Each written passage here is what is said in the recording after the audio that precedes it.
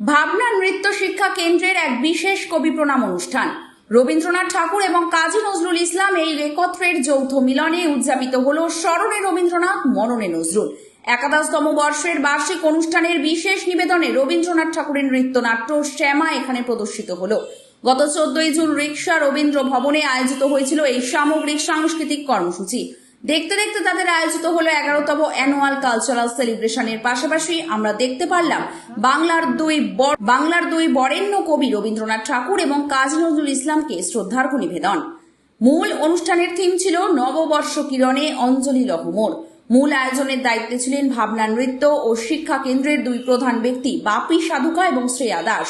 উপস্থিত ছিলেন ছোট পর্দার জনপ্রিয় অভিনেতা তথা বজ্র সেনের ভূমিকায় রুবেল দাস এবং এছাড়া উপস্থিত ছিলেন জনপ্রিয় অভিনেত্রী শ্বেতা ভট্টাচার্য।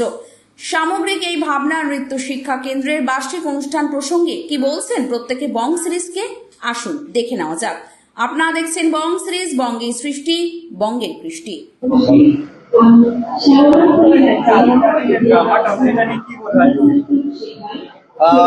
খুব এক্সাইটেড আর ভীষণ আশাবাদী যে খুব ভালো একটা নৃত্যনাট্য হতে চলেছে, যারা দর্শক আছে খুব উপভোগ করবে। শ্যামা গল্পটাই এত ভালো গল্প, রবীন্দ্রনাথের লেখা, মিসআন্ডারস্ট্যান্ডিং এর একটা গল্প যেটা সবার খুব পছন্দের।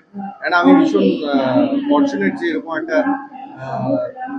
ডান্স ড্রামার অংশীদার হতে পেরেছি। আর বজ্র সেন আমরা সবাই জানি যারা পড়েছি। আমি চেষ্টা করব যে আমার মতো করে বণিক বজ্র সেনকে তুলে ধরা। ডান্স ড্রামা তো আগেও করেছি, আর ডান্সটাই আমার বেস, ওখান থেকেই শুরু।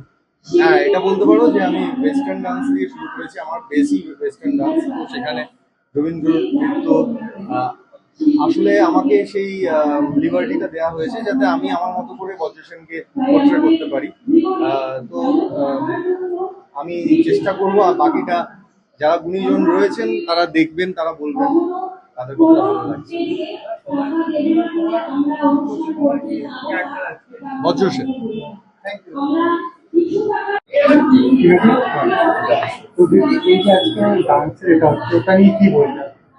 বলবো আজকে আর কিছু বলার মতো শারীরিক ক্ষমতা নেই। আজ একটাই বলবো যে এতদিনের পরিশ্রম আজ সেটা সকলে পারফর্ম করছে মঞ্চে। তবে আমার একটাই আক্ষেপ, এতগুলো বাচ্চা নাচলো, আমি কারোর নাচ দেখতে পাইনি, কারণ আমি নিজে তৈরি হচ্ছিলাম। তবে আশা করি ওরা ভালো করেছে। আর অনেক দিন ধরে, প্রায় 2 থেকে আড়াই মাস ধরে আমরা এই পরিকল্পনা করেছি, তার প্রস্তুতি পর্ব চলেছে। আজকে সেটা মঞ্চস্থ হচ্ছেন, অনেক দর্শক এসেছেন আমাদের অনুষ্ঠান দেখার জন্য, সেটা একটা বিরাট পাওয়া। তো আর কিছুক্ষণ পরেই আমাদের শ্যামা অনুষ্ঠিত হবে মঞ্চে, তার জন্য প্রস্তুতি চলছে। হ্যাঁ, রুবেলদা এই শ্যামা নৃত্যনাট্যে বজ্র সেনের ভূমিকা অভিনয় করছেন আমার বিপরীতে। তার ভূমিকাটা তো ভীষণই ভালো।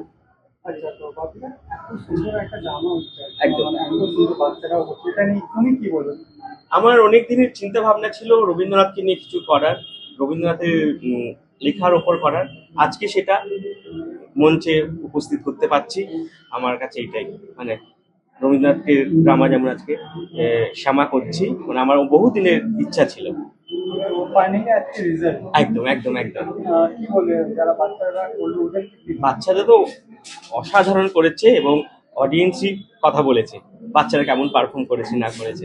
আমি তো মাত্র শিখিয়েছি, যা ফল ওরাই দিয়েছে। এখানে কারণ যে ও মনে হয়েছে রুবেলদারকে না এখানে ঠিকঠাক আমার সঙ্গে কথা বলে, ভালো লেগেছে, তাই জন্যই করেছে। ওকে ওকে, থ্যাংক ইউ। ভালো আছি।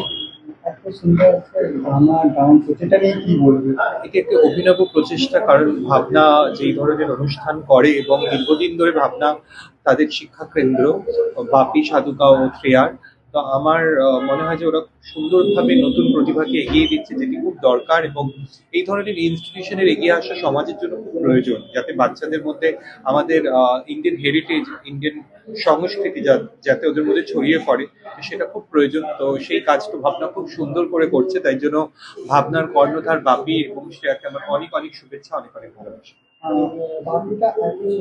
বাচ্চাদের ডান্স করছে, ওটা নিয়ে কি বলবে? তাই তো বললাম, এরকম একটা ইনস্টিটিউশন দরকার যেখানে বাচ্চারা নিজেদের সংস্কৃতি, নিজেদের ঐতিহ্যকে জানবে এবং বুঝতে পারবে তার পিওরিটি, তার কি বলবো, তার ওয়েটেজ কতটা।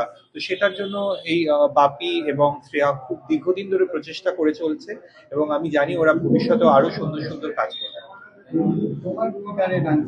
আমার এখানে শ্যামা নৃত্যনাট্যে আমি উৎপ্রিয়র ভূমিকায় করছি, এবং শ্যামার ভূমিকায় শ্রেয়া আছে, বজ্র সেনের ভূমিকায় রুবেল আছে। আশা করি সবার ভালো লাগে।